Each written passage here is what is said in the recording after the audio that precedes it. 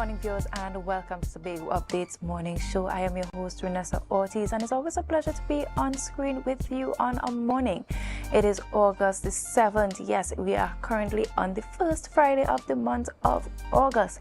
And all of you who are joining on this morning, if you're heading to work later on in the day, you are eagerly awaiting the end of the day to start your weekend activities. But in spite of all of that, always remember to be safe on the nation's roads and in every activity that you plan to undertake throughout the course of the day and also throughout the course of the weekend. Before we head any further into our programming this morning, we head on over to news in 90 seconds. Officers of the Tobago Division arrested a 30-year-old female nurse and a 29-year-old male during a raid at Golden Grove Road, Canaan.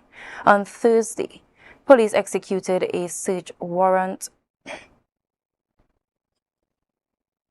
on an apartment, seizing a Glock 22 pistol, 2 magazines, multiple rounds of ammunition, over 2.6 kilograms of cannabis, and 38 grams of cocaine. Officers also recovered cash in both Trinidad and Tobago as well as United States currencies and an electronic scale.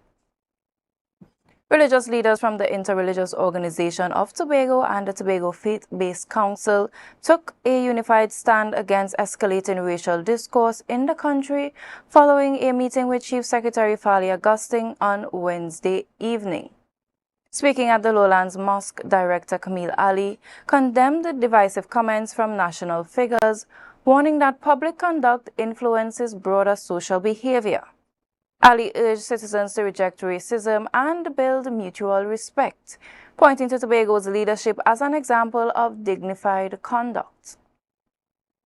And finally, Go4 Rideshare officially launched in Tobago following the signing of a Memorandum of Understanding between Tobago Information Technology Limited and TT Caribe at the Information Technology Center in Signal Hill. The digital mobility platform connects passengers with authorized local drivers, providing real-time tracking and geofenced pickup locations across partner businesses, health facilities, and commercial hubs. Head over to our Facebook page now to vote in our daily poll and tune in for the full newscast at 6:30 p.m. And that was your news in 90 seconds. We're heading on to our birthday celebrations this morning. We're celebrating with those of you who have sent in your birthday greetings with us this morning. First up on our birthday celebrants list is none other than Chanel Friday. Chanel is looking cool, calm, and collected in all white, and we hope that's exactly the kind of day you have ahead of you.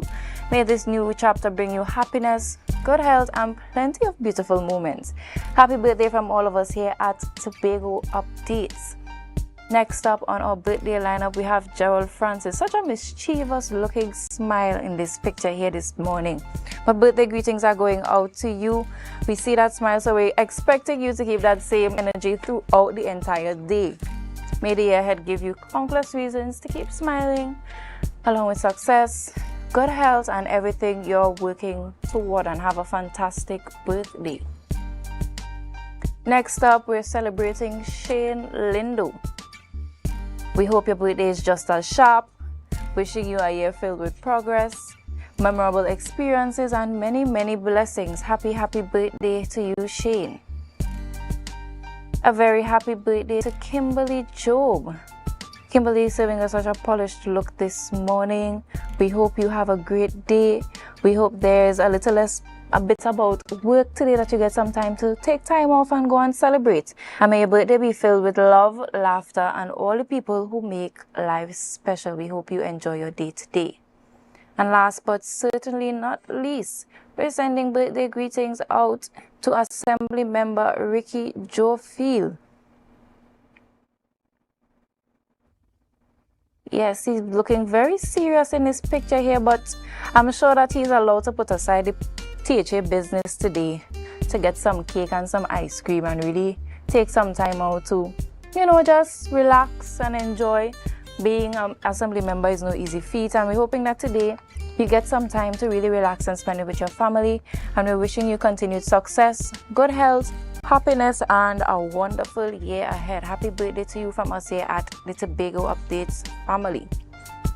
And this has brought us to the end of our birthday shout-outs this morning. To those of you who did not send in your birthday greetings to us, we still want to wish you a happy birthday and wishing you a great year ahead, a great day ahead, and ensure that you be safe. We're heading into the rundown this morning. We're going to share with you what we have in store for you in terms of the conversations here at Tobago Updates Morning Show. First up, we have the Scholarship Canvassing Program. And we're talking with members of the Tobago Conference of Seventh-day Adventists.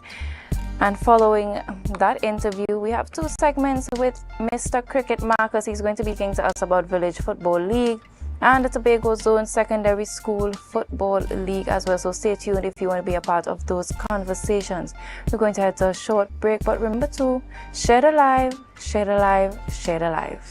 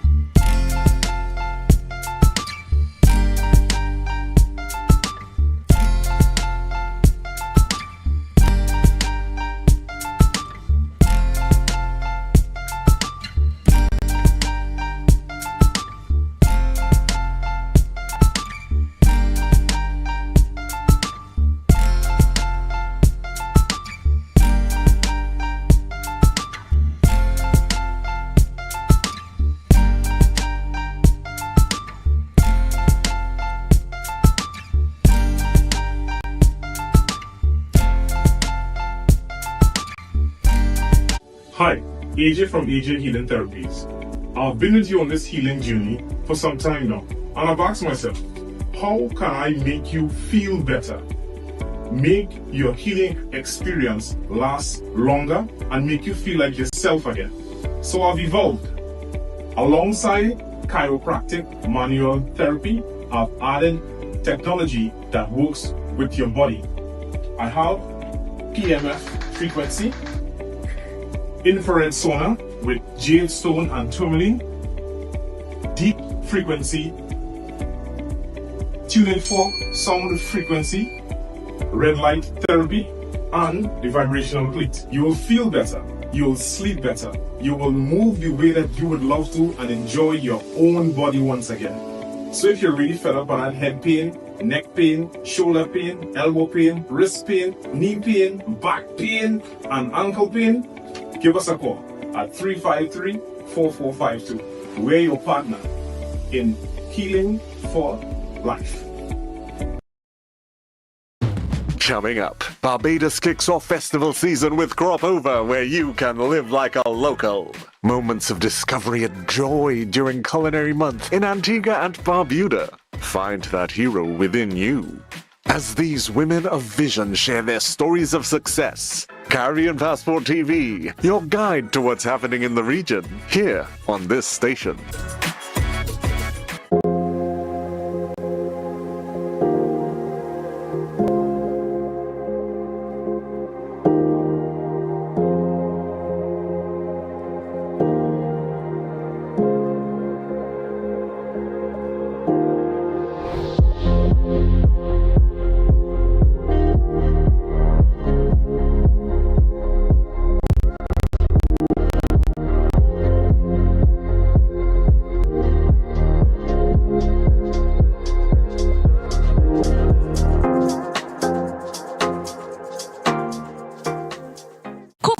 Cafe, the buffet restaurant that specializes in all your tasty local dishes. For breakfast and for lunch. Breakfast includes coconut bake and sada roti, served with chokers, bull joil, and sausages in tomato sauce. Not forgetting beef and cheese pies, shepherd's pie, macaroni pie, and rice in various styles. Meat served in a variety of flavors, garden salads, and pasta salads. All this accompanied by fruit juices, coconut water, your choice of a great combination to appease your taste buds. So call us today to order, as we are here to accommodate your busy schedules, or if you are having a cooking day off. Welcome to Tobago Glass Supplies Limited, where innovation meets excellence and service reigns supreme. Our commitment is simple: to provide high-quality, innovative aluminum, vinyl, and glass solutions for both commercial and residential spaces. At TGSL, we don't just meet needs, we exceed expectations. Our range includes the finest aluminum cladding options, setting new standards in durability and style. Driven by our passion to elevate, we aim to be the leading supplier in the Caribbean market while retaining our identity as a family-owned business. Because at Tobago Glass Supplies Limited, it's not just about products. It's about relationships, it's about you. Innovation, quality, service. That's Tobago Glass Supplies Limited.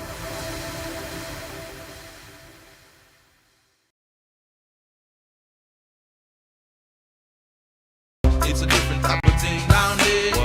And we party till we drop down there. With a lot of pretty girls down there. Down in Tobago. From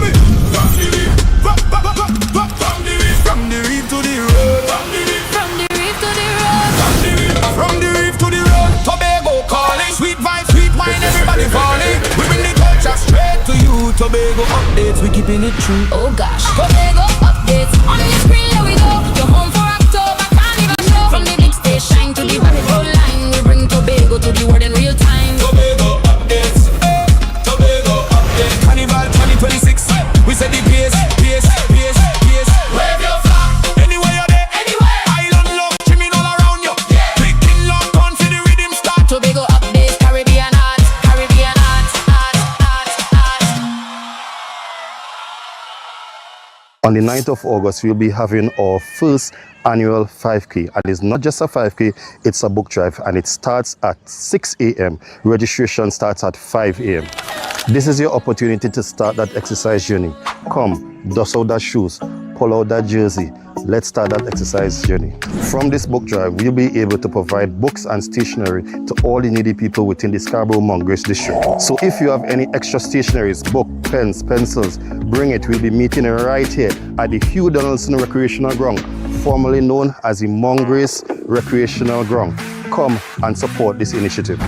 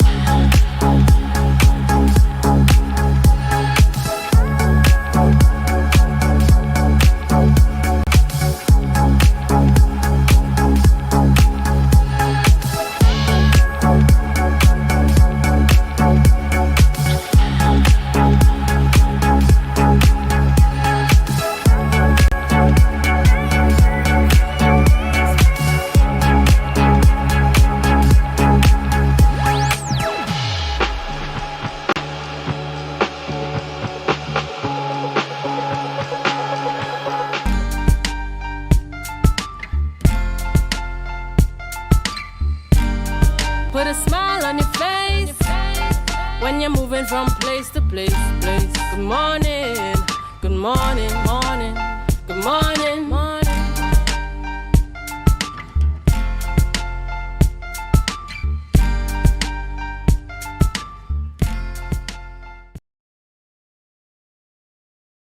Our world is filled with rhythm.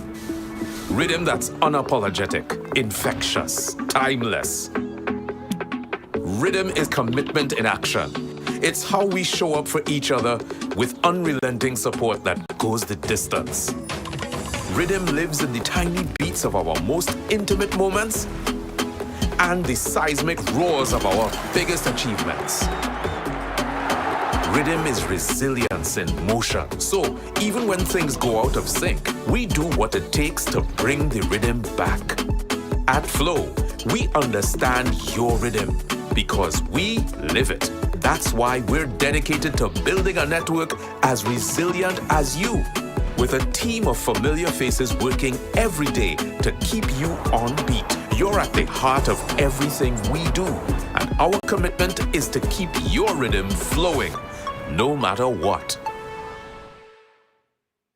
Coconut Coconut's Cafe, the buffet restaurant that specializes in all your tasty local dishes. For breakfast and for lunch. Breakfast includes coconut bake and sada roti, served with chokers, bulge oil, and sausages in tomato sauce. Not forgetting beef and cheese pies, shepherd's pie, macaroni pie, and rice in various styles. Meat served in a variety of flavors, garden salads, and pasta salads. All this accompanied by fruit juices, coconut water, your choice of a great combination to appease your taste buds. So call us today to order, as we are here to accommodate your busy schedules or if you are having a cooking day off.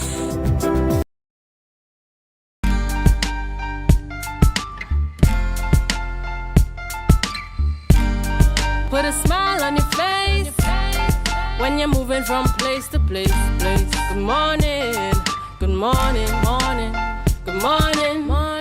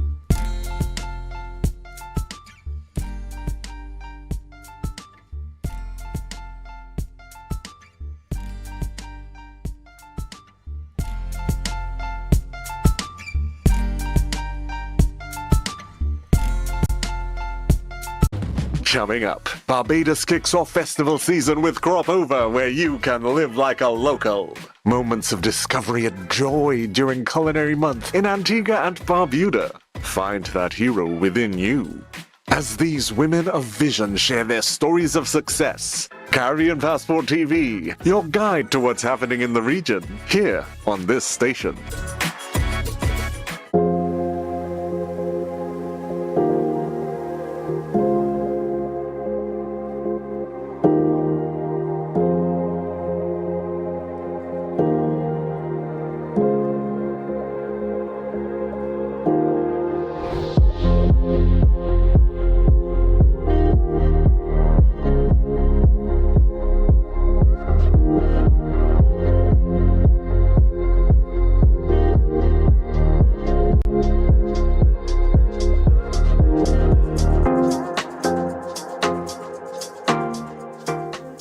Welcome to Tobago Glass Supplies Limited, where innovation meets excellence and service reigns supreme.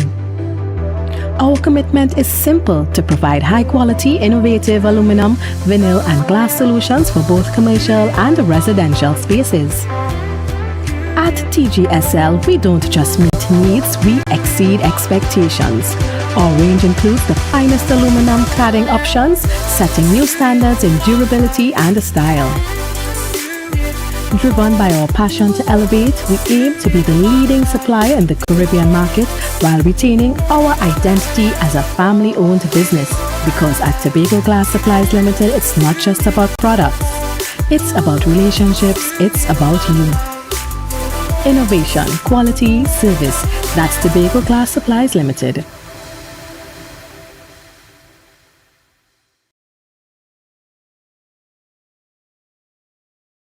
It's a different type of thing down there. And we party till we drop down there. With a lot of pretty girls down there. Down in Tobago. From the reef to the road. From the reef to the road.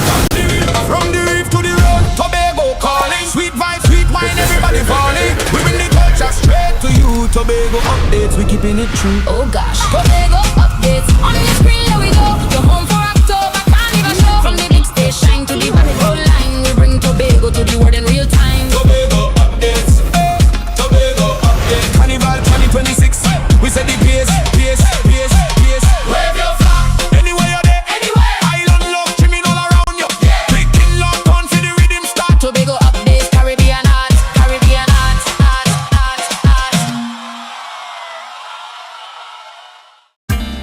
As small Caribbean islands, we do need to remember that we can't do it individually.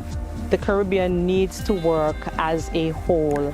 From something as simple as pool procurement of medicine or pool procurement of equipment, to sharing training, to having centers of excellence in different islands.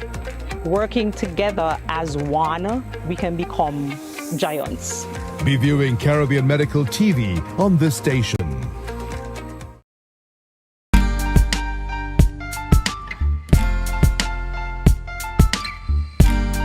Put a smile on your face when you're moving from place to place. Good morning, good morning, morning, good morning, morning.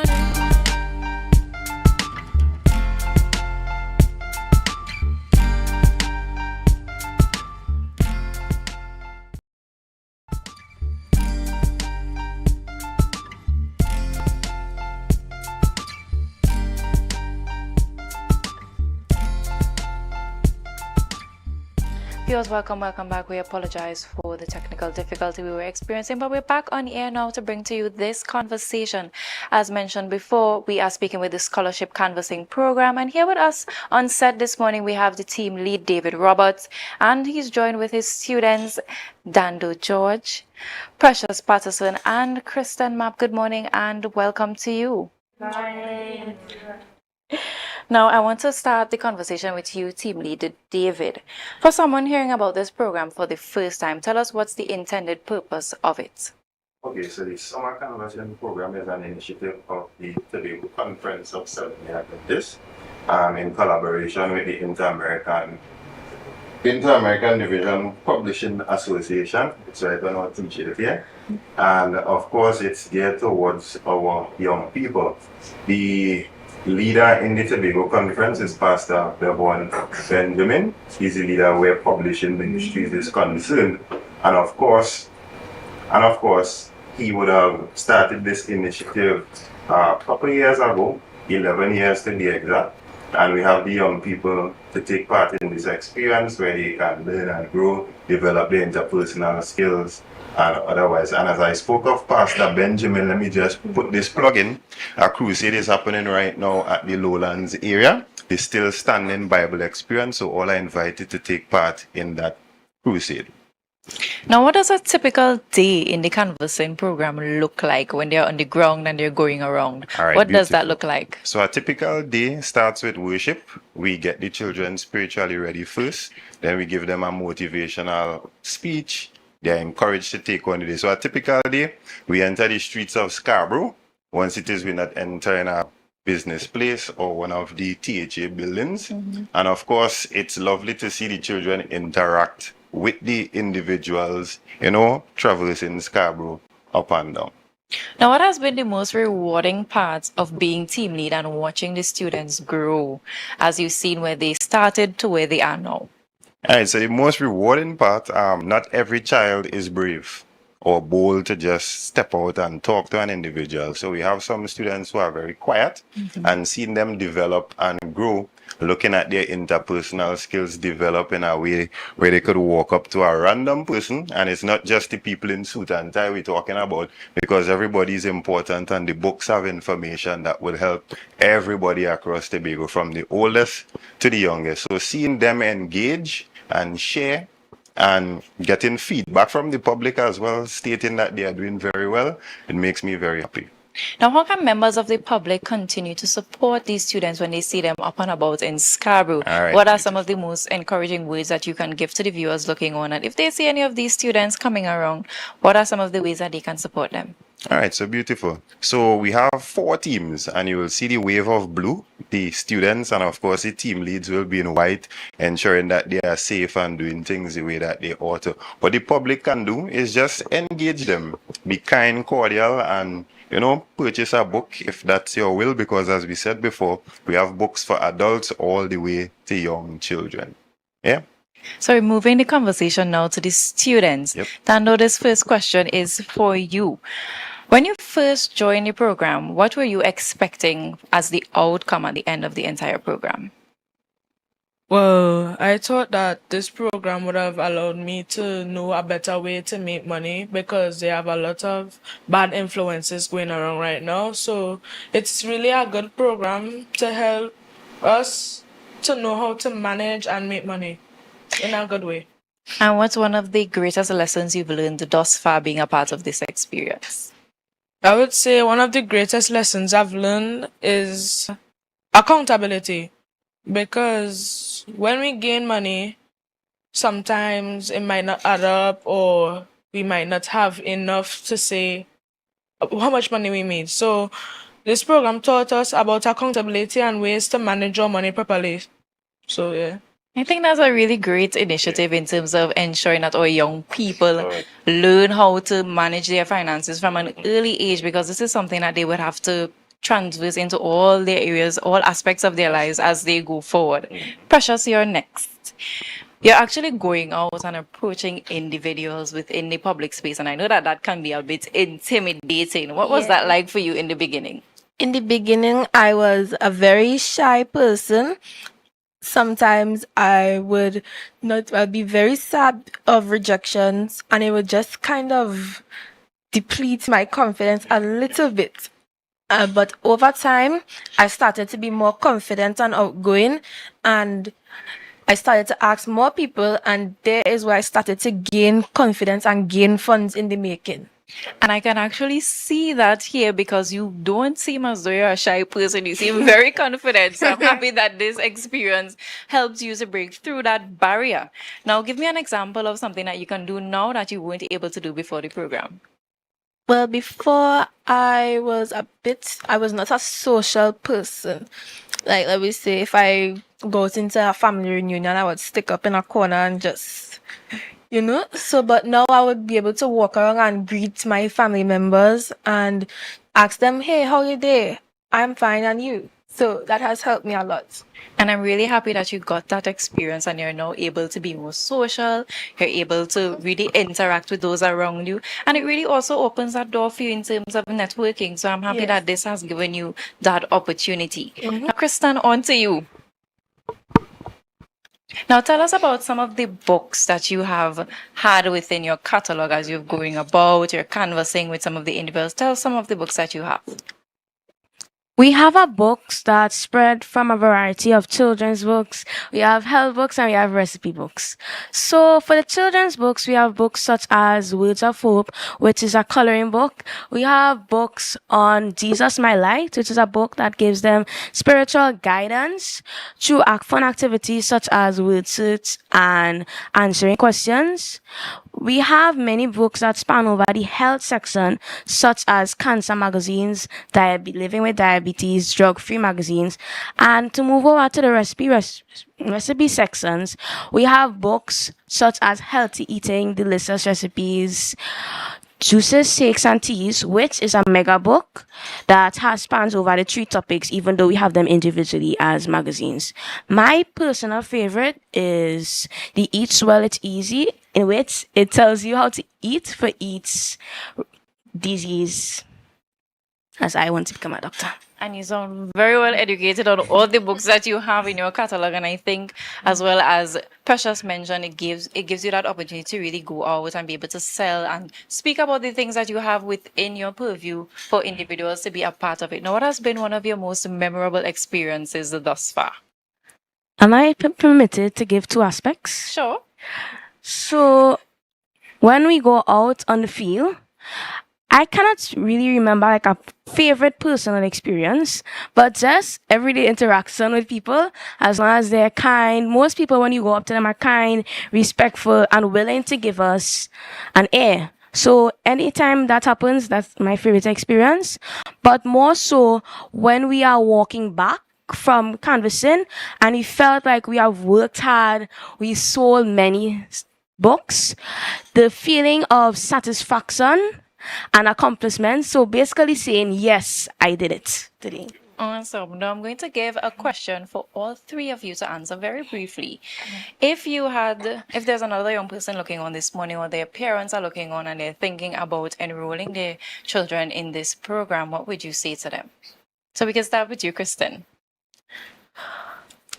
Well, I would say to them that it's a great way to build your confidence and to build your accountability with money, as Dando said, and to build your child's skills personally. Well, I would say yes, they can definitely join. It's a great way to build your confidence. And while you build your confidence, you can also make a lot of new friends. And it also helps you to manage money in accounting. So it gives you a more responsible mindset. Well, I would say that it's very good for your child to join this program because, as I said, there are many bad influences going around these days. So, to get your child away from all of that, you can enroll them in the program so that it could help them know how to make money in the correct way and not go and do, bad things for the money. Thank you so much, students. And I'm seeing, and I'm sure the viewers looking on as well are also seeing the growth and also the experiences that you've had thus far to really contribute to you being holistic and really members of the society that can continue to contribute to the society of Trinidad and Tobago, and more specifically Tobago. Now, Mr. Roberts, I'm directing this last question to you as we wrap up the interview. For someone who is watching and wants to support the students or maybe want to enroll their children in this program the next time around, how can they reach out? Who can they get into contact with in order for them to be a part of this program? All right, so they can contact the Tobago Conference of Seventh-day Adventists. The information is online, so that information is available. Also, they can come to Harmon School of SDA, where we could take the information and forward it to the relevant authorities. And of course, as the children share, the program helps them to develop holistically. And we are excited to see how many more would come for the next installment come next year. Thank you so much for coming this morning and sharing with us about this program. I'm seeing the growth within the young people. I'm also seeing the pride beaming from you in the corner when you're hearing them. Hear them speak. Yeah. Because I'm sure you have seen the progress from then For sure. to now. So viewers, stay right here at Tobago Updates. Our conversations aren't finished yet. Up next, we have Mr. Cricket, so stay right here. But remember to share the live, share the live, share the live.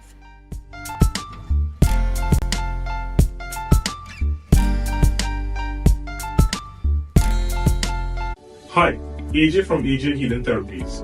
I've been with you on this healing journey for some time now, and I've asked myself, how can I make you feel better? Make your healing experience last longer and make you feel like yourself again. So I've evolved. Alongside chiropractic manual therapy, I've added technology that works with your body. I have PMF frequency, infrared sauna with jade stone and tourmaline, deep frequency,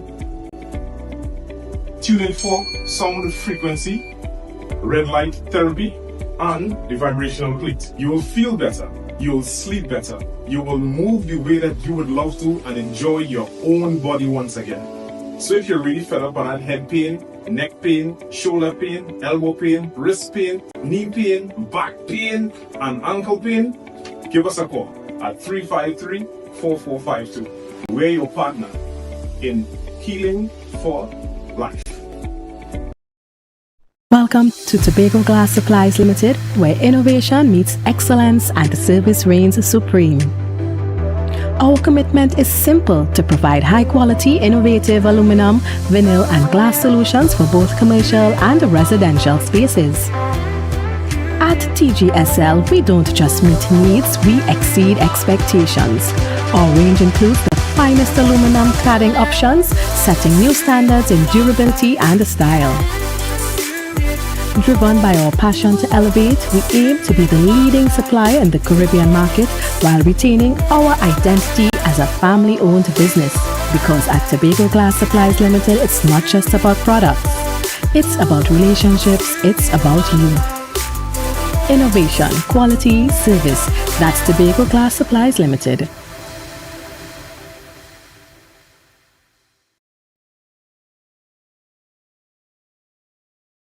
It's a different type of thing down there.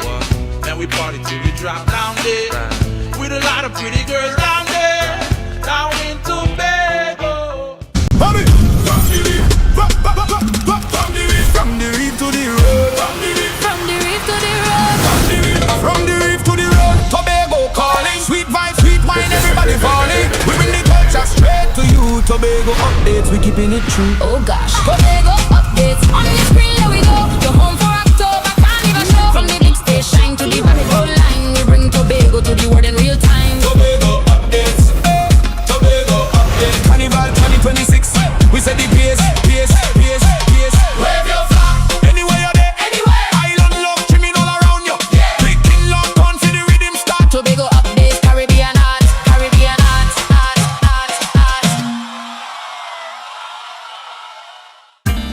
As small Caribbean islands, we do need to remember that we can't do it individually. The Caribbean needs to work as a whole. From something as simple as pooled procurement of medicine or pooled procurement of equipment, to sharing training, to having centers of excellence in different islands. Working together as one, we can become giants. Be viewing Caribbean Medical TV on this station. Wait. We are going. Airport. Come back this way. Catch you roundabout and go down. Right here. Leave on time to be on time.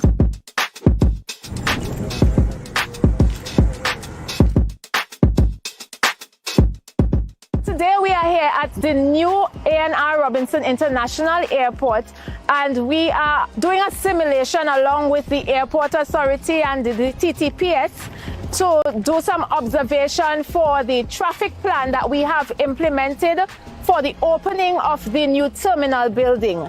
So starting Wednesday, July 22nd, the Division of Public Infrastructure and Transportation along with the TTPS will be at this intersection, and we will be implementing a traffic plan. Just continue around the circle. What is important in this entire traffic arrangement is that if you are coming from Crown Point, you're coming from the west and you want to go further east than the airport terminal, we advise that you either use Milford Road, go onto Silk Cotton Trace,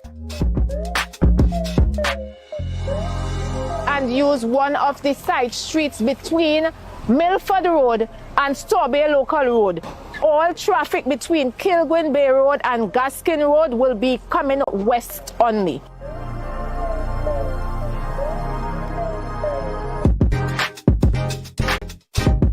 So that is one of the important points that we have to get into our systems as we learn to navigate around the new arrangements at the new A&R Robinson International Terminal going forward. But we want to assure you that we will help you to get used to it. We will circulate information. We will be here at the intersections along with the police while you get used to the arrangement to assist you in circulating and to getting to where you need to go safely and quickly.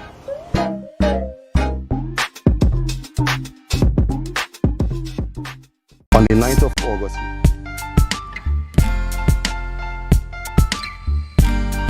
Put a smile on your face when you're moving from place to place. Good morning, good morning, morning, good morning, morning.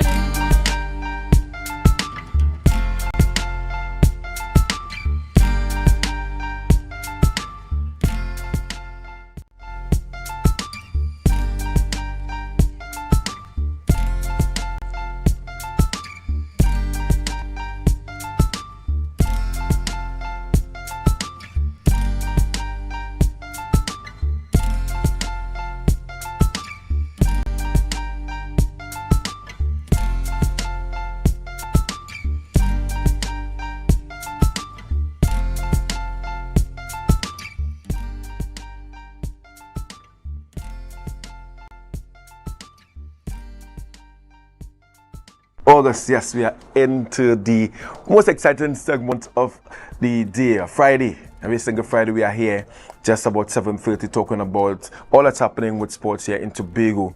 Of course, you're going to hear all the interviews, reviews of games and, stuff to come as well. This morning we have a very,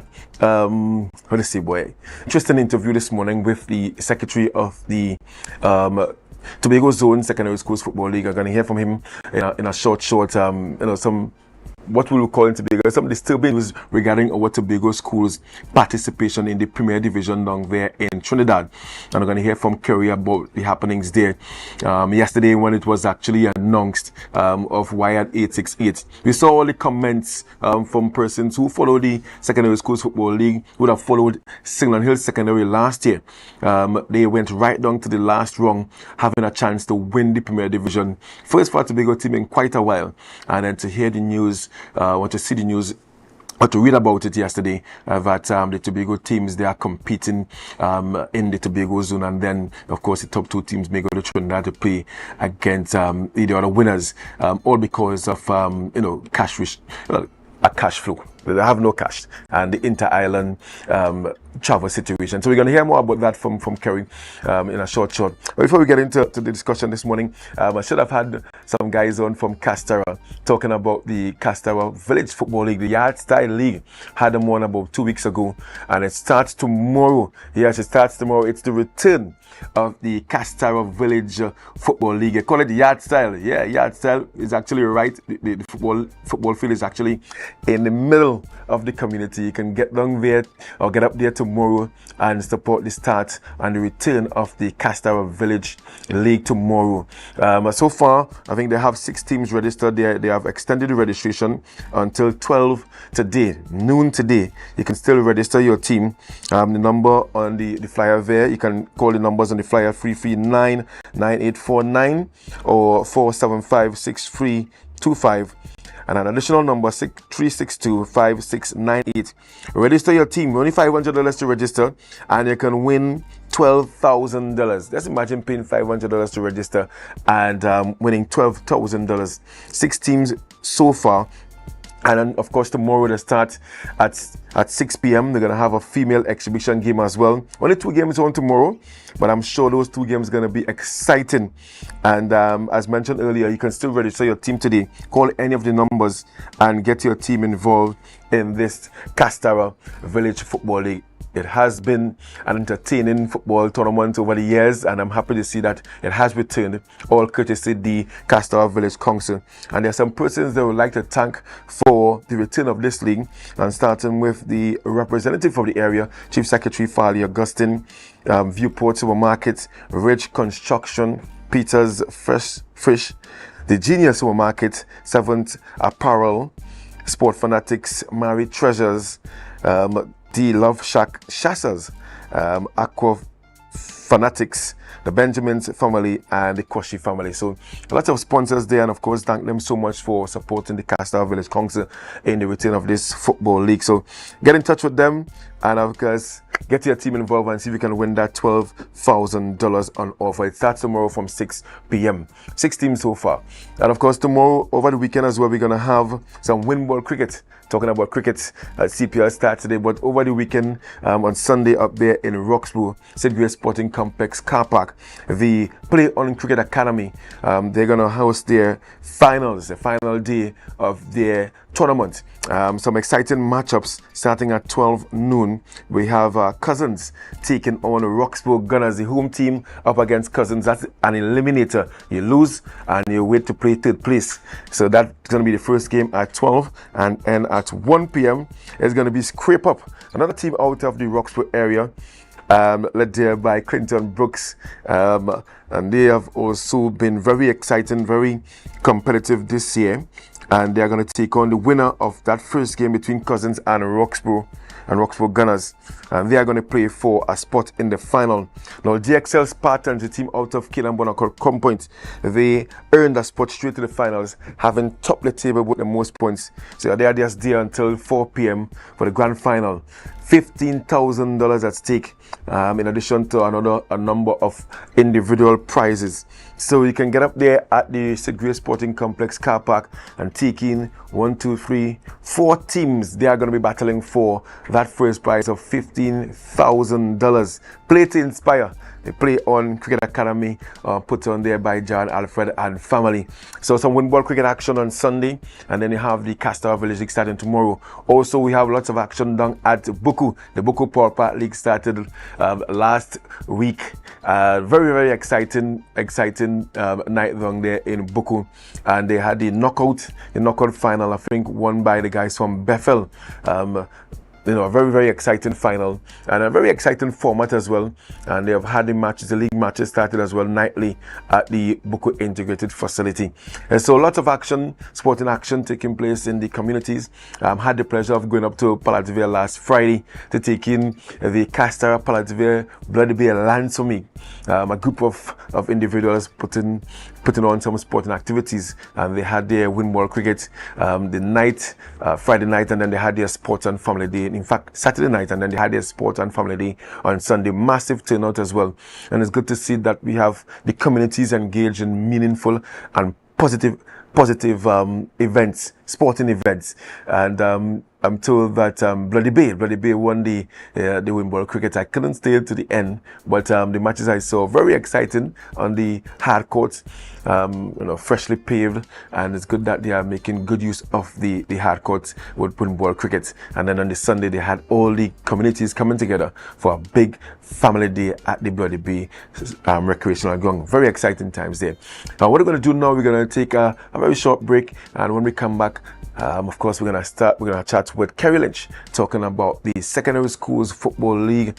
Of course, Tobago teams, based on a plan for the new season starting in September. Tobago teams playing in Tobago, and then the top 2 teams going to Trinidad.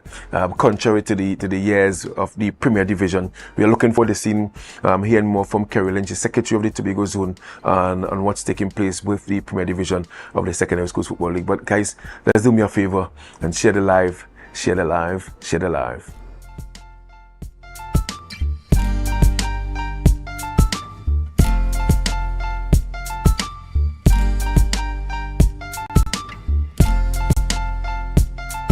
Coconut's Cafe, the buffet restaurant that specializes in all your tasty local dishes. For breakfast and for lunch. Breakfast includes coconut bake and sada roti, served with chokers, bull joil, and sausages in tomato sauce. Not forgetting beef and cheese pies, shepherd's pie, macaroni pie, and rice in various styles. Meat served in a variety of flavors, garden salads, and pasta salads. All this accompanied by fruit juices, coconut water, your choice of a great combination to appease your taste buds. So call us today to order, as we are here to accommodate your busy schedules, or if you are having a cooking day off.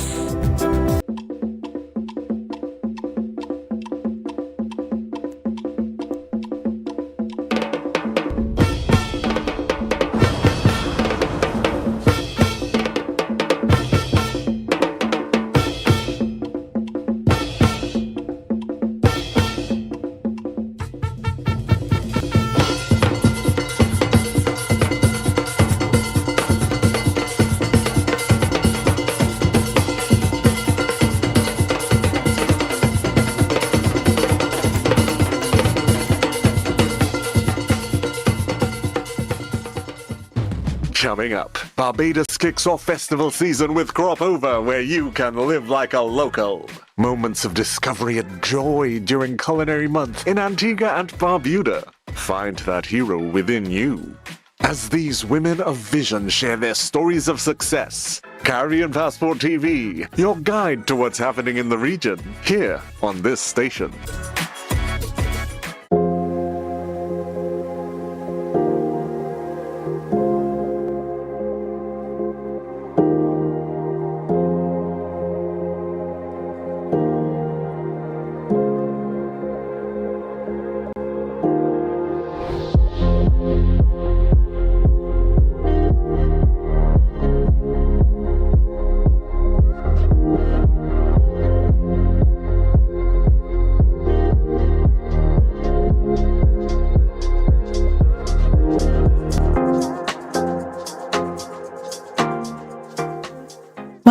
to Tobago Glass Supplies Limited, where innovation meets excellence and service reigns supreme.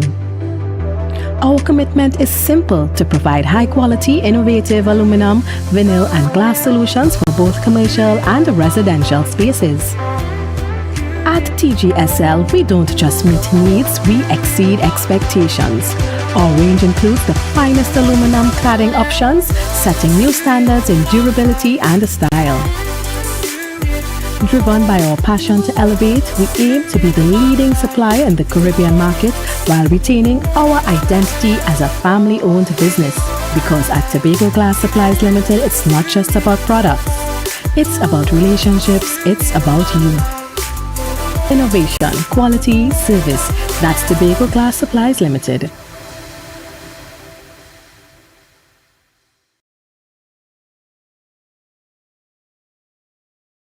It's a different type of thing down there. And we party till we drop down there. With a lot of pretty girls down there. Down in Tobago. From the reef to the road. From the reef to the road. From the reef to the road. Tobago calling. Sweet vibes, sweet wine, everybody falling. We bring the culture straight to you. Tobago updates, we keeping it true. Oh gosh. Tobago updates. On the screen, there we go. You're home for October, carnival show. From the big stage shine to the rainbow line. We bring Tobago to the world in real time. Tobago updates. Tobago updates. Carnival 2026. We said the pace, pace, pace, pace. Wave your flag. Anywhere you're there. Anywhere. Island love trimming all around you. Yeah. Big king love on for the rhythm start. Tobago updates. Caribbean art. Caribbean art. Art, art, art. As small Caribbean islands, we do need to remember that we can't do it individually. The Caribbean needs to work as a whole. From something as simple as pool procurement of medicine or pool procurement of equipment, to sharing training, to having centers of excellence in different islands. Working together as one, we can become giants. Be viewing Caribbean Medical TV on this station. Wait. Where are going? Airport. Come back this way. Catch you roundabout and go down. Right here. Leave on time to be on time.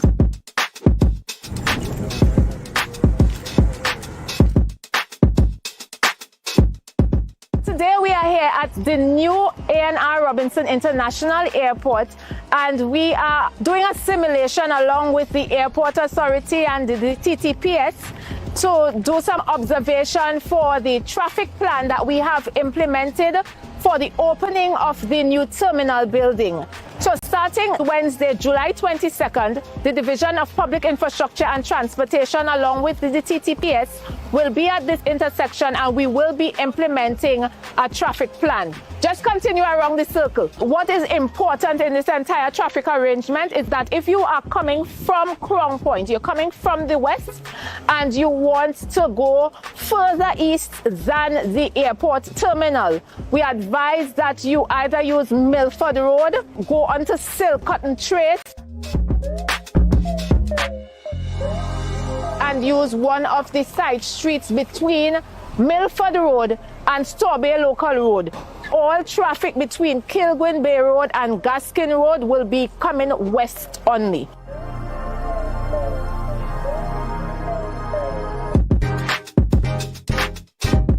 So that is one of the important points that we have to get into our systems as we learn to navigate around the new arrangements at the new A&R Robinson International Terminal going forward. But we want to assure you that we will help you to get used to it. We will circulate information. We will be here at the intersections along with the police while you get used to the arrangement to assist you in circulating and to getting to where you need to go safely and quickly.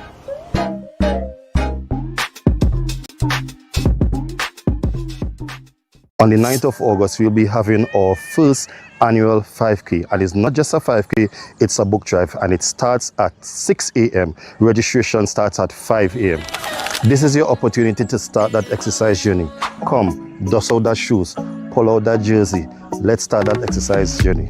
From this book drive, we'll be able to provide books and stationery to all the needy people within the Scarborough-Mongrace district. So if you have any extra stationaries, book, pens, pencils, bring it. We'll be meeting right here at the Hugh Donaldson Recreational Ground, formerly known as the Mongrace Recreational Ground. Come and support this initiative.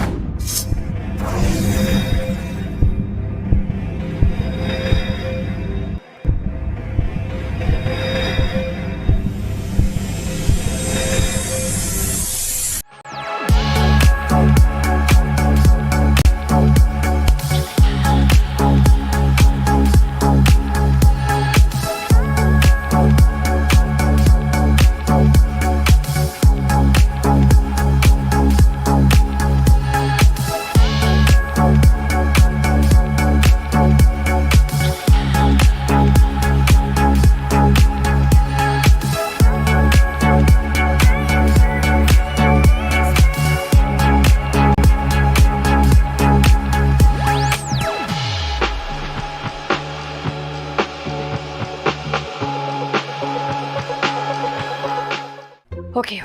335, 336, 337, 338, 339. Counting on your fingers again. No wonder you lose your business. Grandpa, thanks for helping me start over. You not lucky in business, you know. As a child, you tried to sell hog plum. That failed. As a teenager, you and your boyfriend tried to break into the jewelry business. But hey, where that boy end up? He live in Aruka in the Grove. The golden one. Oh, child, if you want to get into business, you have to have your financial records intact. But hey, do you know your numbers? Of course, 624 333. No, child, your numbers, your ratios, your equity ratios. You have a financial handicap. What? You need to see somebody about that. Anderson. Who? Anderson in Trinidad and Tobago, they offer tax and accounting services. They know about financial management. Grandpa, I started this business with nothing. And nothing is what you will end up with unless you call Anderson Services. Here. Okay, this card is nice. Yeah. What's this? Your rental fee. Have business will pay rent. Hot and groovy in the sugar party.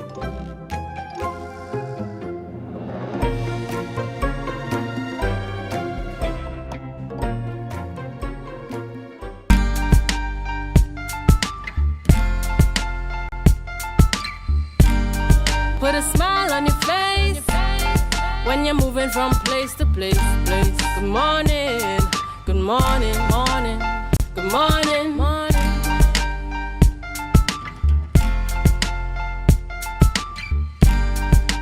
Yeah. Guys, thank you so much for staying tuned to Tobago Updates Television. We are into the sporting segment, and as promised, on set we have Kerry Lynch, Secretary of the Tobago Zone of the Secondary Schools Football League.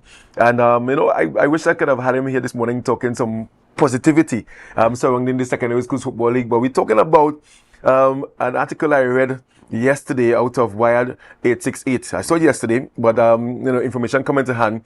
The decision there was taken some weeks ago, and of course it broke in the news yesterday.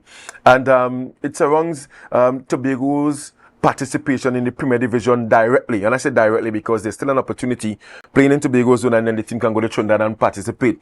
Contrary to the years before, where we had the top teams from Tobago participating in Trinidad. We had Compre almost winning last year, and I say almost winning. We got close. A number of years we haven't had a Tobago team winning the national championship, and Compre got as close. I think third place they finished, and then Speyside High School, courtesy the Big Five, when they would have actually gained promotion to the Premier Division as well. Scarborough Secondary in that mix as well, I believe. Well, unfortunately, Scarborough Secondary was demoted. So it's only two schools. Yeah, and they were.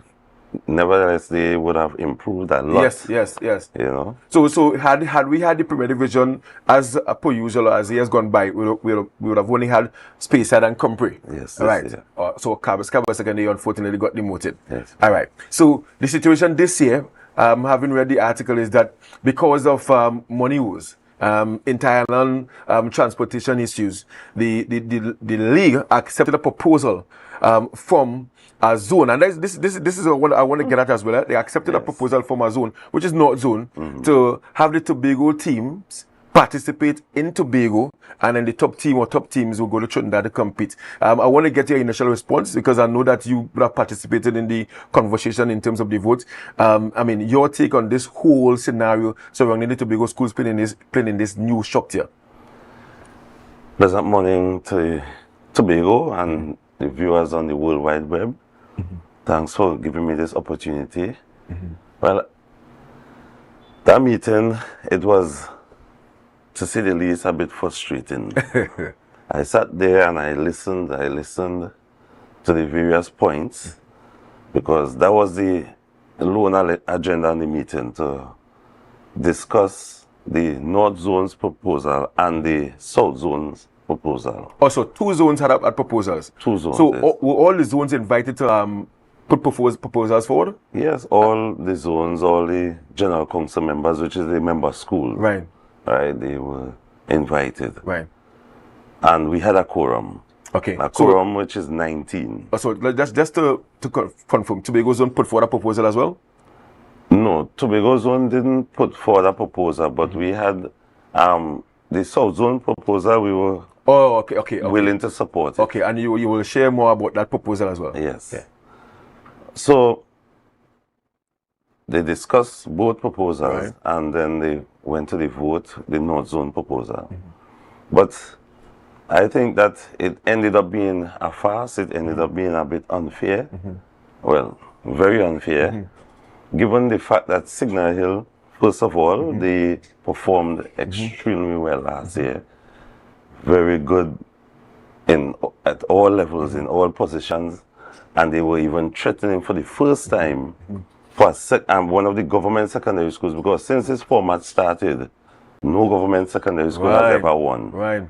So for the first time, there was a threat where a government secondary school, because they won that final game, they would have won the entire league. Unfortunately, they lost 1-0. I think it's 1-0 against Naparima College. The eventual winners, yes. Winners. And they went on and they played the finals also in the intercol. So Signal Hill, in my opinion, on the rise. And they represented the Tobago Zone very flying well. colours. And as usual, the school I would have won in Tobago would have played in the playoffs to qualify. Big Five. The Big Five. And thus far, every school from Tobago that would have played in that Big Five, Signal Hill played there, Space had played in the past, Scarborough Secondary, Bishop's High School. And every school from Tobago always qualified, always. And last year, Space I had a very, very good run. So much so that the final school that we had to play didn't even come. And we still, a foregone conclusion. And we still came second. Yes. We still came second in the competition. But what is hurtful, North Zone, they brought the proposal. I'll describe the proposal shortly. Yeah. And the chairman of the North Zone, his school came to Tobago to play Speyside last year. And which school is that? Mukurapo West. Mukurapo West. And they took 5. So they losing 5 to Speyside, and then they are getting the opportunity to play at the highest level. And Speyside is out, back in the zones, back in the zone. And more so the proposal is that just 4 schools play is like they're trying to say, well, have a Tobago zone premier. because you have 4 schools participating in the Tobago zone, and then I'm seeing they have to play 4 matches. So you're playing 4 matches in that 4 among that 4 schools there. Yeah. Come on, Lynch. We watch football. We follow sport. I play you once, I play you twice. I start to get fat. And then how is that good for the competitiveness of the public top school? Because obviously, is one school going to Trinidad after that, or 2 schools? After that, one school. One school go to play against the so-called elite schools in Trinidad, having played in what is considered probably a weaker zone in Tobago. I mean, how is that for preparation, going to play against the different winners in Trinidad when they are playing amongst the elite teams in Trinidad? It will be very difficult. It will be very difficult. Very difficult. And that was accepted in terms of the vote? Well, in terms of the vote, as I said, the quorum is 19. Yes, 19. So when we added up the vote, it was like 21. Right. So they made their points. I made my point. I pleaded with them, please don't support this. We'll be willing. Of course, there's the circumstance of financial, the travels and so on. But coming from the Trinidad schools. Yes. But and let's clear this up. Let me clear this up a bit when it comes to the financial part, because I saw that was given as a reason, and I think that is the main reason when it comes to this decision. They said that inter-island transportation and finance. Tobago schools, right? We have to travel to Trinidad, and sometimes in 15 or 20 members, right? Yes. And well, I know much too good, but that's a quite a sum. Yeah. And that's, let me say you have to play 9 games in the season. Multiply it by 20 by 400 and by 9. Well, let me go exact. We have to play 15 games. 16 games. 15 games. And how many in Trinidad? 7 or 8. 7 or 8, yes. right? It wouldn't pass 8. And how many members you normally travel with? I will travel with a contingent, the players and then support. Right, so that's management. Right, about 20. So about 20 to 25. At 4, and you go on the plane. Because obviously you want your players not to go on the fast way and feel upset to go and play a game. And they go down the day off, not the night before. Not the day off, most times. And they travel to the game. Sometimes you go quite down the south as well. We even compromise sometimes and we go on the boat. And sometimes you go quite down to south to play a game. They go and play a game. Point 40. And they come here, they play. For the example location. You got it. So Mahika Oval, very far. Trinidad teams complain about money to come to Tobago, and they come to Tobago once or twice. Once in. This was passed at the meeting, executive meeting. At the meeting. No, well, general council. At the general council meeting. It was an extraordinary meeting. Yes. To deal with this particular situation. Yes. Now, Lynch, come last year, when teams qualified for this year's tournament, how many meetings you had from last year to now to discuss this year's tournament? To actually discuss 2026 season? Yeah. No, because you'd have known from last year, yes. I am playing in the Premier Division. You start making preparations. Exactly. And maybe you start, I don't want to use the word poaching, but looking for players to ensure that you are competitive enough at the Premier Division level. To wait a month or a few days before, a few weeks before the start of the season, I think this is disrespectful to all the zones, not only to the Tobago zone, but all the zones, because you finished last year thinking that there's a Premier Division this year. Yes. And I'm sure the conversation would have been happening, in silo. And the boys are excited. They're training, preparing. Yes. In terms of the constitution of the Secondary Schools Football League, this particular structure, is this something legal in terms of the constitution of the Football League or the bylaws of the league?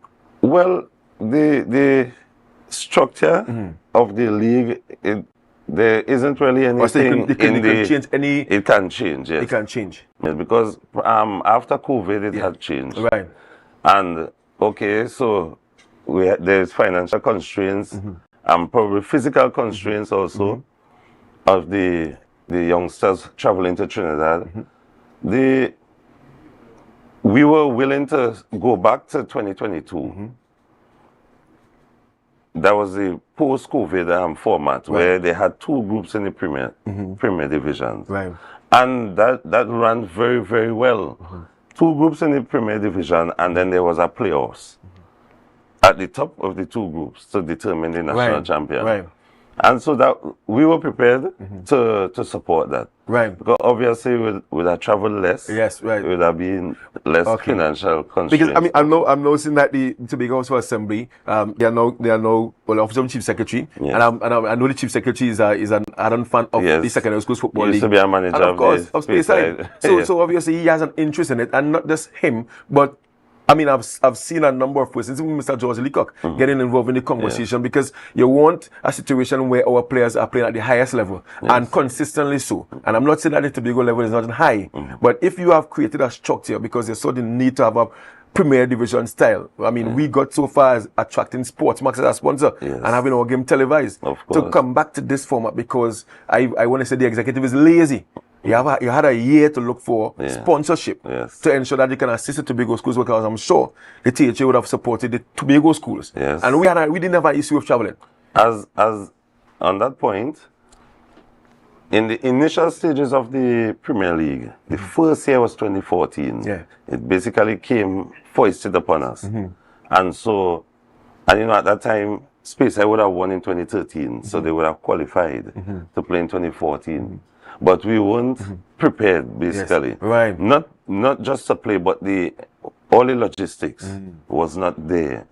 And so the zone at the time, the executive Tobago, we said, we will expand the Tobago zone because at that time, there was like 2 divisions in Tobago.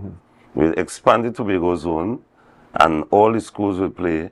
And then probably once everything is set, we'll join the Trinidad the other year because nothing was in place. Nothing. They changed the format and no consideration that there is Trinidad and Tobago. But that's strategic planning. You plan. Thank you. You plan. That is what an executive is supposed to do. Yes. In that sense, I mean, sometimes you have persons who sit on these executives and they do so by probably virtue of name. But when it comes to the execution of, because you are in charge of, I want to say, a sector, very important sector, because this is where we're going to get our next dry talk from our next Russell Atta reform. Yes. This is the grassroots. And if it is that we can't run it properly, we are in serious trouble. I want to ask you, what was the South Zone's proposal compared to the North Zone's proposal? Well, the South Zone, basically, they proposed to go back to post-COVID. Okay, and you supported that one? Yeah, well, we said, based on, comprehension, understanding, analyzing everything, we would have supported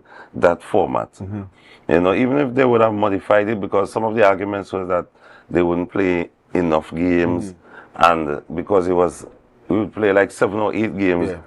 Some schools said that, sometimes they start poorly. Yes, exactly. And the 15 games would have given them enough time. I have seen it. I've seen it before. And that's a proper league structure. But our next question before we look to wrap, in terms of this North Zone proposal, right? And the Tobago team playing in Tobago, why couldn't that be the same for all the zones? So let's say Tobago zone play, North Zone play, South Zone play, East Zone play, and then you have the winners competing and champion of champs. So this is what we probably would have agreed to that. So if you're putting back Tobago in one zone, everybody should go back in. Everybody go back in. Was that a conversation as well? That wasn't a conversation. But that should be a conversation.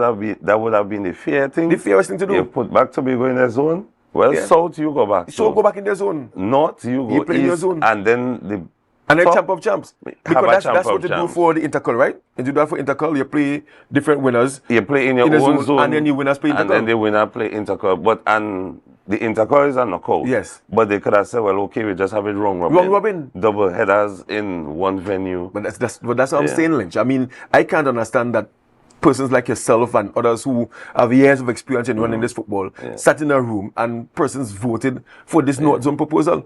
And the vote, 9-6. You heard about the vote? Which zone is the chairman from?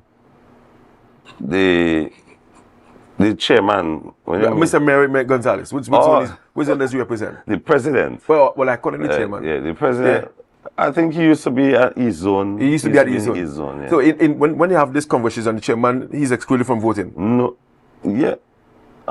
No, just the council members. Just the council members. And the 6 persons that abstain from not the abstentions, the persons voting against, Tobago zone and which other zones voted against? Well, I didn't really look around. You really look around? it was I was seated to the front, basically. So by show by hand? Yes, show by hand. So I didn't really look around to see. Yeah, I understand. Yeah. But we all ventilated our points, and 6 voted against the North Zone. Yes. 6 voted against the North Zone, including the Tobago, and 6 abstained. Yeah. And some of us were making the point that even if all the Tobago schools were there, who is to know that all in North Zone, because I think there are 22 schools in the North Zone and only 8 in Tobago. So it's not a case where, like how you have a Tobago Zone executive, it's not the executive going to vote, but the schools. Schools, yes. That was the general council. Okay, fantastic. Yeah. Lynch, I have to cut the interview a bit short this morning, but we're going to have this conversation again because it's troubling. And I'm getting to understand that it's not final, or is it final? I don't want to say that it's not final, nor is it final at this moment, but we're praying that a decent compromise can be had, another conversation, and probably a rescinding of the proposal, and then we come to have better. Yeah, because I'm seeing the office of the chief secretary with their release. They have said that they have been engaging stakeholders, and I'm hoping that it comes down to the benefit of all the schools, not a particular zone, and we shouldn't have a situation where inter-island situation, or lack of funds hampering our secondary schools football league or premier football league, and you want a situation where all the schools are comfortable, all the zones are comfortable. And I think if it is that this year, because the chairman said, or the president said, it's only for this year, but who knows, if they're comfortable happening this year, it may happen again next year. We don't want it, again. And the youngsters are getting very anxious, because I'm sure teams already started preparing. Yes, and they're asking questions, and we're just telling them, well, let's just do what we have to do, and fantastic. I'm going to have you again, obviously, to talk about the Tobago Zone and the start of the Tobago Zone Football League in September. I know you're on a vacation and enjoying your vacation. Thanks so much for being still working. Thanks so much for being here this morning. And as you said, I'm really hoping that the powers that be, the movers and shakers of the country can get involved in this. This is our grassroots. This is when we're going to get our next senior team players from. And if it is that we can manage it properly, we're going to lose big time coming on the road. So guys, thank you so much for staying tuned to the Big Updates Television this morning. The sporting segment. Up next, we have Luke with Good Morning Tobago. Yes, guys, remember to, of course, take your time on the Nation Roads and, of course, have a good time this weekend. Get up there to Castara tomorrow night from 6 p.m. They have the Yard Style League starting. And then on Sunday, the Poker Play on Cricket Academy, they have the conclusion of their league, Wimball Cricket League. So starts at noon and goes until I think about 6 p.m. Marcus signing out. Don't forget to share the live, share the live, share the live.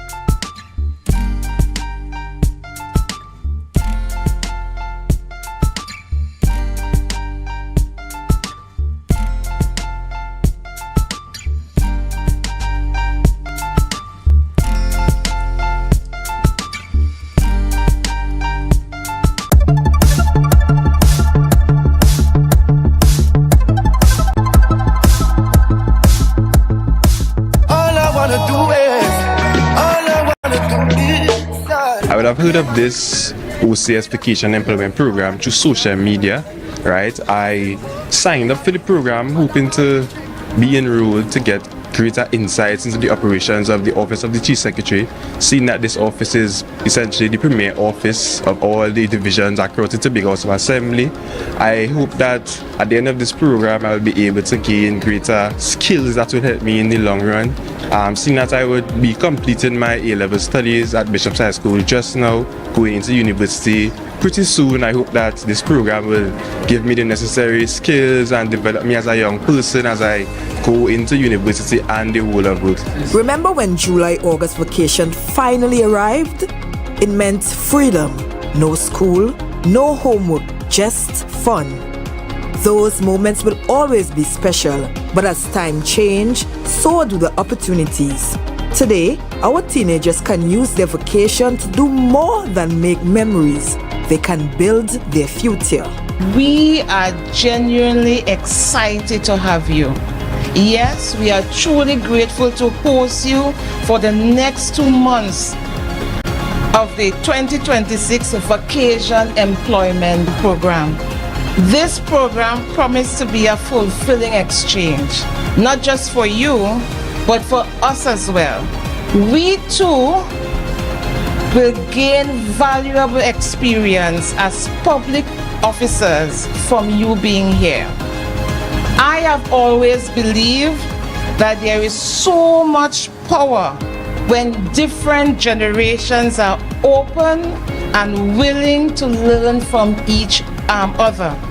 So I encourage all of us, trainees and public officers alike, to fully embrace this process. And let us be intentional about pouring into one another during this time. Through this initiative by the Office of the Chief Secretary, Young Tobagonians are being given an incredible opportunity. Over the next 2 months, you will gain practical experience, and I cannot overstate how important that is, especially when such opportunities are becoming increasingly difficult for young people. Therefore, endeavors such as these play a critical role. Through the Office of the Chief Secretary Vacation Employment Program, young people are getting a head start into the world of work. They're gaining hands-on experience, developing valuable workplace skills, building confidence, and discovering what it means to be a part of a professional team. I learned it through a school group chat, where the group chat basically aims in exposing students to things that they can better their skill sets and gain new experiences. And well, in this program, I just hope to gain new experiences and a wider skill set and skill range. The reason why I applied for this internship is because I enjoy gaining new experiences, learning new things, and strengthening the existing skills that I possess at the moment. And I pay particular attention to detail, and I ensure that while working that everything is done how it needs to be done. I hope to gain new experiences and leave here not leaving as the same person, but coming out as a new, like an evolved version of myself, equipped for whatever challenges may come my way in different work experiences here on Fort. I heard about this program through our principal at Signal Hill Secondary School, where she sent it in a group chat that we have that focuses on pushing students to further their education. From this internship, I hope to just gain skills on, well, how to operate in the workplace, especially as I'm going to finish my tenure at Signal Hill Secondary School and I'm going to be going into the world of work. So I hope that this opportunity grants me the skills that are necessary to excel in the workplace here. So while this may not be anything like summer camp, vacation Bible school, or youth community activities, rest assured the future of Tobago is being shaped one young person, one opportunity, one experience at a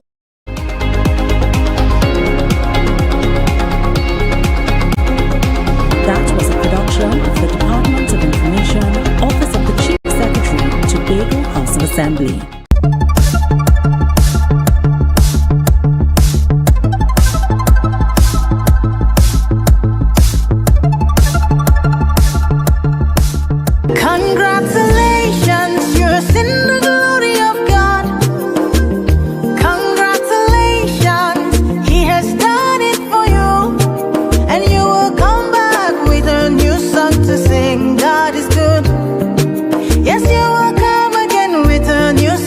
Praise God is good, oh. You're viewing Tobago Updates Television, your exclusive gateway to Tobago, broadcasting the beauty of this island paradise to the world.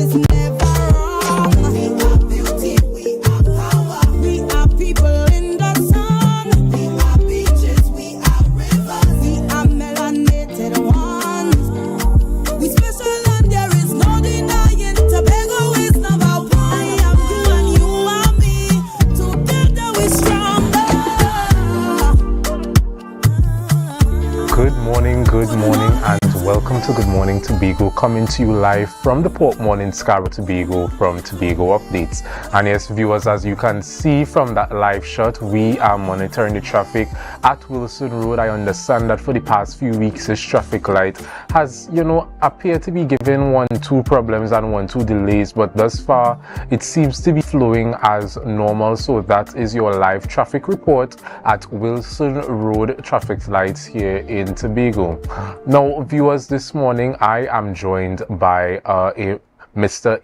Mbao Mohini, and we will be speaking about recognizing the 10th anniversary of Makanda Daga, who was one of our country's greatest freedom fighters. Now, Mr. Mohini, I want to thank you for joining us this morning to have this conversation. Makanda Daga is one of those, activists that would have really fought for the rights and recognition of Black people here in Trinidad and Tobago. Now, this is just a surface level understanding that I have of Makanda Daga. So I would like you to walk us through who is Mr. Makanda Daga. Okay. Well, as a matter of fact, that is what we are seeking to portray tomorrow at Daga Auditorium at the University of the West Indies, which was named after him because of his work there. Because Brother Makanda Daga has so many areas of contribution and recognition where his life is concerned. As a matter of fact, he was awarded the ORTT, Order of the Republic of Trinidad and Tobago, in 2013. And whereas sometimes for 1 or 2 areas of contribution, people receive that recognition, when the information was submitted, he covered 14 areas, one of which alone would have entitled him to that award. So he was a contributor in so many areas of national and Caribbean life. As a matter of fact, people have it as he was a leader in Trinidad and Tobago, but he led a Caribbean movement, as we could see from the information. And he was such a powerful individual who sought change, who sought to correct a lot of the ills, who sought justice. And I heard you mention what he did for Black people. Makanda Daga was never a racist. He never believed just in black or white. As a matter of fact, the very first institution he established, Pegasus, which was in 1962, one of the first things he did, because Pegasus was established to give the country a sense of independence. And one of the very first things he did was to begin to organize concerts for independence, having Africans perform, Chinese, Indians, Syrians, First People, because he is saying if you have to build a nation, there must be national unity. And it is sad that when he led his first mass demonstration of over 20,000 persons through Port of Spain in 1970, which was 1 year after NJAC had been established, during which time we never heard the term Black Power. But suddenly, after that massive demonstration, the headline in the Express the following day was Black Power stuns the city. And we saw it, at least he saw it quite clearly, that it was an attempt to alienate all other ethnic groups from the movement that he was forming at that point in time. Okay, great. So I want you to give us more details about this recognition, this anniversary, the location, how can, individuals be a part of this experience? Talk to me about that. Okay. I have taken this opportunity to appear in the media here in Tobago, as well as we did interviews on media in Trinidad as well. And it may be difficult for persons to leave Tobago to come down to Trinidad for that event tomorrow, which is 5 p.m. at the University of the West Indies. But I still sought to bring some information because the objective is 10 years after his passing, distributors to give the country some perspectives on who the man was. Because he is one of those persons who has been edited out of history. His true achievements, his true brilliance is very much hidden from the public. That you ask them about Makal Daga and they could tell you very little. So that is the objective here. If persons want to purchase tickets and come down, it could also be done online at ticket.net.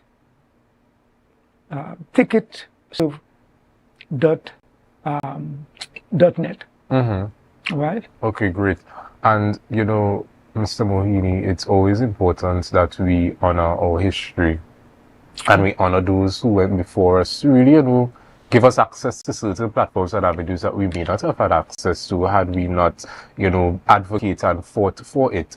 And, you know, for those who are listening and those who are, you know, viewing this interview this morning, what is one thing you want to leave with them in regards to the importance of the history Mr. Daga would have left here in Trinidad and Tobago? The level of achievements. Because had it not been for the mass movement that he led through the National Joint Action Committee, which he was instrumental in founding, we would not have had an oil boom in this country. Because in 1970, when the research was done, only 4% of the oil dollars was remaining here. 96% was going to Amoco, Texaco, all these foreign concerns. And through that initiative of 1970, a lot more, the percentage went up to about 40%. Not only that, we got a lot of land ownership being transferred to locals here in Tobago, because in 1970, more than 70% of our land space was in the hands of foreigners. Right here in Scarborough, we got a 100% increase in the salary of all private sector workers in 1970. So it's so much to be spoken about. We talk about emancipation. It is through his leadership that we launched the campaign to internationalize Emancipation Day. I would always remember that meeting in 1995, it would have been, when he said, take it to Canada, they would have to accept it. Take it to the United States, they would have to accept it. Take it all over. And I am there sitting in this meeting and saying, well, these are white countries. How is he confident? But in every country that we went to, it was accepted. Good. Understood. Now, Mr. Mohini, I want to thank you for joining us this morning to have this conversation. I think you did an excellent job of laying the foundation and giving us all the relevant information we need about not only the event, but about, you know, the importance and the history that Makanda Daga... If I could just mention one thing of his vision. He was such a visionary that you take an institution like the Vatican, right, which is so powerful, so wealthy. The Pope actually wrote him a letter, right, requesting him to use his vision to project how he sees the world in the next 500 years. And to come from the Pope with so much information and everything at his disposal, it shows you without doubt the respect, appreciation, and recognition of the vision of Makanda Daga. That's impressive. Thank you for that little tidbit. Now, once again, I want to thank you for just taking time out of your morning this morning to sit down and chat with us. I think that this interview was an extremely informative one, and you know, I look forward to seeing how this event rolls out in Trinidad tomorrow. Thanks for having me, and it has been a pleasure. It always will be. Okay, viewers, so we're going to take a quick break and we'll be right back. Just remember to share the live, share the live, share the live.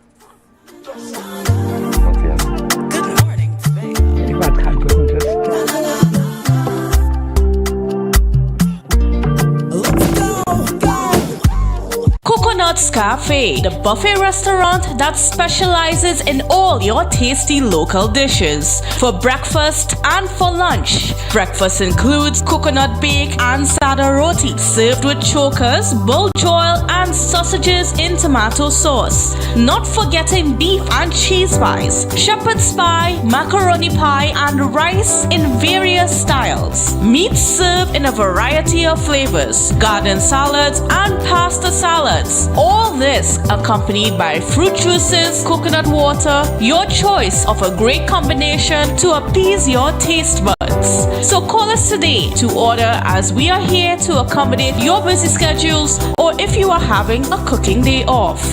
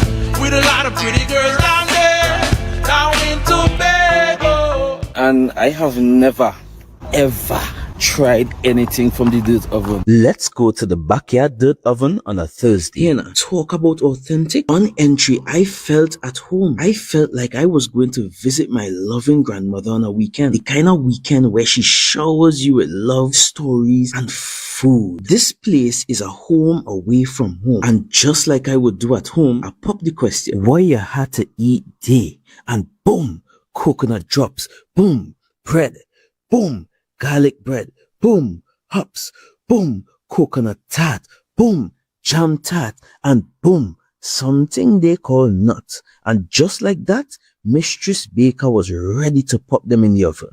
And don't worry, she had some help. And while we was waiting, I said, let we hear from Mistress Baker herself. Well, we've been operating for a couple of years now. We started, this was a COVID project. We operate strictly on Tuesdays. Tuesdays only. You don't keep stock. We only sell on Tuesdays. Such a sweet lady. Hey, Olia, it's ready. When last you see a nice golden brown bread, sir? Backyard bakery for the win. Olia, a GT. I finally get me the oven bread with a little extra goodies on the side. You might be asking, where they're located? They are located on Bukuru, right on Nightingale Avenue, right before Racetrack Wheels if you're coming from town. Just look for the green hedge. You can't miss it. Pause. Check out the menu day one time. Honestly, guys, this is an experience I will never forget. It's a home away from home, a place filled with love, life, and most importantly, good bread. Wait. We're going. Airport. Come back this way. Catch you round about and go down. Right here. Leave on time to be on time.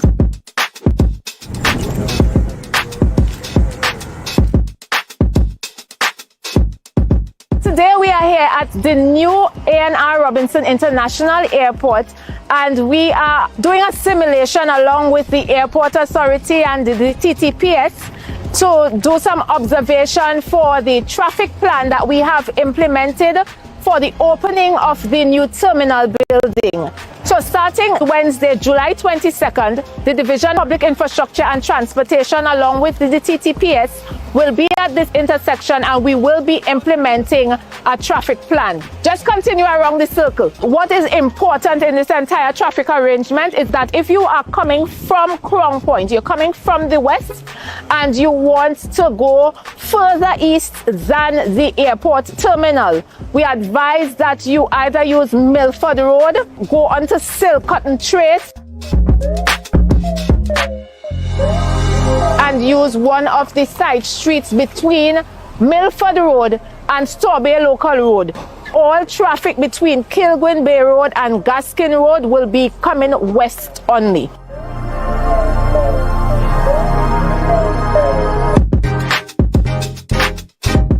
So that is one of the important points that we have to get into our systems as we learn to navigate around the new arrangements at the new A&R Robinson International Terminal going forward.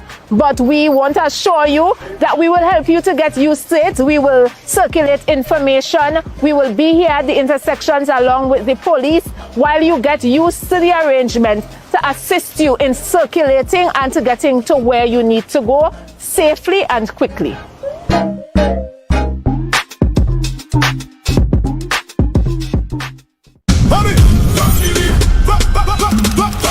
From the reef to the road. From the reef to the road.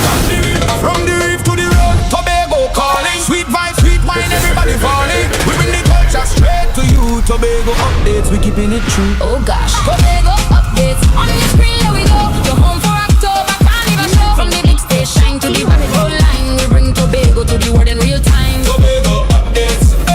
Tobago updates. Carnival 2026. We said the pace, pace, pace, pace. Wave your flag. Anywhere you're there, anywhere. Island love trimming all around you. Yeah. Big thing lock on for the rhythm start. Tobago updates, Caribbean art, Caribbean art, art, art, art.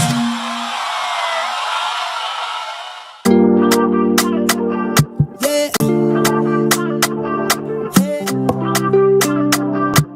Tobago updates. Good morning,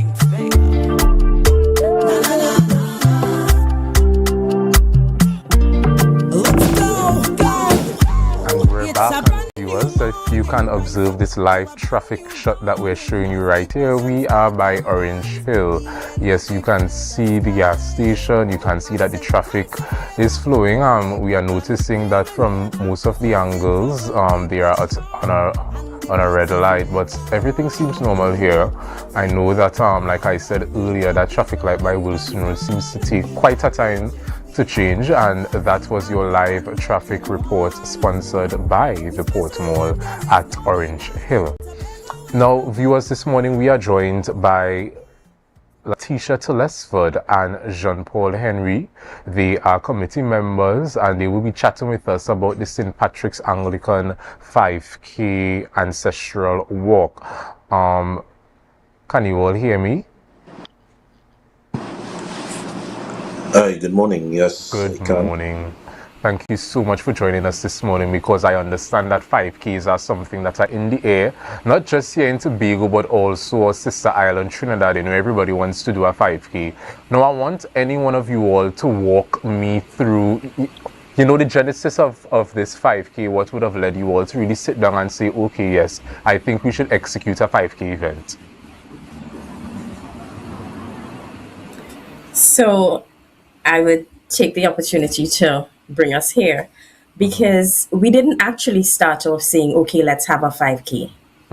Since 2000, the St. Patrick Anglican Church has been observing what we call our ancestral walk, which is actually a commemoration of the walk that the slaves did from Mount Irving Beach up to the church with fire bricks or ballast from the ships in order to build the church. So the St. Patrick Church in Mount Pleasant is actually built with the original built bricks, and that still stands today, that were toted on the heads, on the backs of slaves from Mount Irving all the way up to Mount Pleasant. So in observance of our ancestral walk, which is an annual event every August, it is usually the first Saturday after emancipation. However, this year we pushed it back to the 29th, so it's going to be on Saturday, the 29th of August. And we start with that reenactment of the ship coming in and the exchange of sugar for bricks at the Mount Irving Beach. And that reenactment starts 5:30 in the morning, and then the 5K starts at 6 o'clock. So we got to a 5K because when we to Mount Pleasant, it's actually 5K, and so we're branding it the original 5K. So everybody that seems to be jumping on the 5K bandwagon now, Jane Lovell and the slaves were doing it from 1835, and the church was built over 8 years and commissioned in 1843. So I think we have bragging rights to say, hey, this is the original 5K from Mount Irving right up to Mount Pleasant. And so I'll allow Father JP to tell us some more about the ancestral walk itself, which we commemorate, and just having added the element of a 5K to it this year. Yes, so good morning. Thank you for having me on this morning. Morning to your viewers. As the priest in charge of St. Patrick, coming in to the parish and having to be part of this historical event, quite a prestigious event, I will say, when we look at the rich history of the church in terms of its relationship with the slaves. It is a big task, and as we said, since 2020, it has since 2000, sorry, since 2000, it has been happening. And so this year, I said to the committee, not being a committee member myself, I said to them, how can we lift the event? How can we add something new to the event? Persons are accustomed coming, we see the reenactment at Mount Irving. We make our way to the church. We have the education aspect where some sort of historical history shared with those in attendance. We have breakfast, and one of the most significant points of the day, we lay wreaths at the graves of those persons who have contributed in one way or the other to the history of not only the St. Patrick's Anglican Church, but the island of Tobago. And I'm not sure how the 5K came into the convo, but it came in, and we were there, and we were saying, okay, well, how can we merge the two? How can we get that there? And then, as Ms. Telesford said, they recognize that the distance, when measured, it is just about 5K, just shy of 5K. So we said, well, there it is, the slaves have been doing 5Ks since the 1800s, and it's something, it's so significant, but yet still was untapped, if I may say, or wasn't considered, the journey that they made. How long did it take them? We just know that the slaves toted the bricks, but now something that is a trend in Trinidad and Tobago, we realize was actually happening since then. So the day, although we have added the 5K aspect, and what we have effectively done, I think, in this venture is bring the church to play a greater part in what is happening in the world, but persons can see the church in it and not just the church being or following the world, as it were. Because the church should be that be spearheading and leading persons in the world to have to grow their relationship with God. And so we think this is a good way to reinsert ourselves or let the persons know that the church is still here, the church is still active, and the church is participating and doing things. So a good initiative, I think, this year, and of course our unique brand, the original 5K, I think is something that would really elevate the ancestral walk and what it stands for. Okay, thank you so much, Pastor. And, from the conversations we've been having thus far, I'm understanding that this is just not your regular 5K. You all describe it as the original 5K. 1, 2, you are going to have a reenactment just to have a more intimate understanding of that ancestral history that is attached to this walk. And, you're also being active at the end of the day. And, for our viewers and listeners who would like to be a part of this experience, how can they register? What is the fee attached? When is the deadline? Talk to me about that. Okay, so the registration, it takes place online. For those who will have seen the flyers, we have the QR code where you can scan it to the bottom right hand. There's a QR code that takes you directly to the registration link, and the early bird cost is $150. That, I believe, is up until the 7th. Today, I believe, is the deadline for the early birds, and those registering after, they pay a fee of $180. So $150 for the early birds, $180 for those registering after, and it's not just a 5K, but we intend to have other prizes to make it interesting. For example, they have a prize for the person in the 5K who has the best plantation depiction or best plantation outfit, male and female, right? We have prizes for I believe, the youngest person participating in the 5K, prizes for the most seasoned persons participating in the 5K. So everything can be done online. Now, one of the traditions of the ancestral walk is that to commemorate what the slaves did, they walked with their bricks.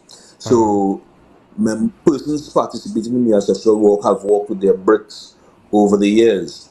And this year we have decided, I don't have one with me unfortunately to show us, but we have decided this year to redo and have commemorative bricks of the ancestral walk. So St. Patrick's Parish Church branded bricks this year. So persons, normally the bricks will be used and we keep it for the next year, but this year we are having branded bricks that persons can take away as a keepsake.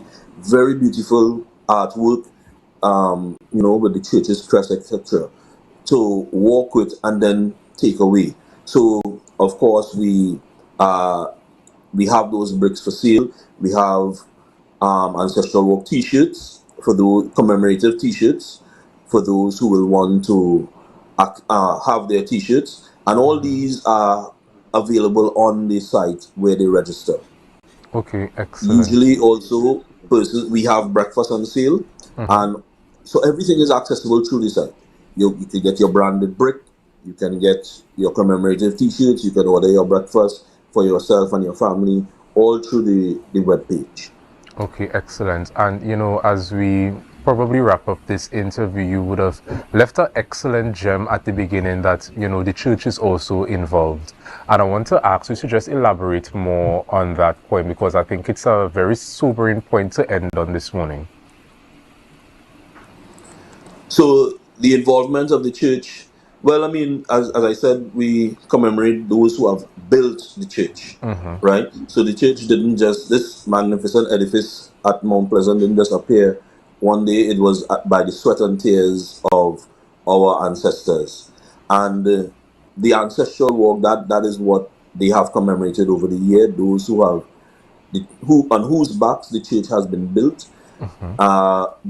Just to add a little more info, this year we're not having our usual lectures, but we have an education village where we intend to make available some of the lectures from the past 20 years since the ancestral walk has started. Transcript of those lectures, some video presentations that will continue the education of the history of what the ancestral walk has covered over the past 20-something years. And the church, in its mission to the community, again, is not open to just church members, but the community and Tobago at large. So everything takes place on the church's grounds. So after we have walked or run, we gather on the church's grounds in the presence of God in the St. Patrick's Anglican Church, and we fellowship, we share, we educate, rehydrate, and all the other things. There's no closing time for the church gates, and so everyone is welcome to come in there and be in the presence of God and to share and fellowship and just have a wonderful Saturday on the 29th. Excellent, Pastor. Now, as we wrap up, Mr. Lesford, any last tidbits you want to leave with the listening population, just to really, encourage them to be a part of this experience? What would you like to say to them this morning? Don't let this opportunity pass you. What Father Henry did not mention is the medal for this event is also going to be one that stands out among the collection in the real 5K participants. And also that besides the online, the number for the church office is 639-8832 that you can call for information or to register. If you don't have a credit card and you want to do cash, that's also option is also available to you. And so I'll also put this in on the side that you can look out for us again on Tobago Updates next week, wink wink, when we share even more information about the event with you. and also different ways that you can participate, even if you're not into 5Ks, that you can participate in that event on Saturday, the 29th of August. That's where we all need to be. Entire Tobago is welcome. Thank you so much, Father Henry and Mr. Lesford. I want to thank you all for joining us this morning and, giving us a more intimate understanding of this ancestral 5K walk, a walk that is not your regular 5K that you've been seeing. This is something that, honors history, that, honors those who would have went before us. And, it's extremely interesting to see that you all were able to harmonize that, past and present and that modern life that we are seeing here now on both islands. So I want to thank you for joining us this morning, and I do wish you a safe and enjoyable day today. Thank you for having us. Thank you so much. All right, viewers, so we have reached the end of all of this morning's conversations. For those of you that tune in, I want to thank you for always choosing Tobago Updates, to start your morning on the right note. Once again, I am Luke Trim, and I was pleased to be your host for this morning's conversation. Now, for those of you who are still here with us, just do us a quick favor and share the live as we wrap up. You do have a safe and enjoyable weekend. Take care.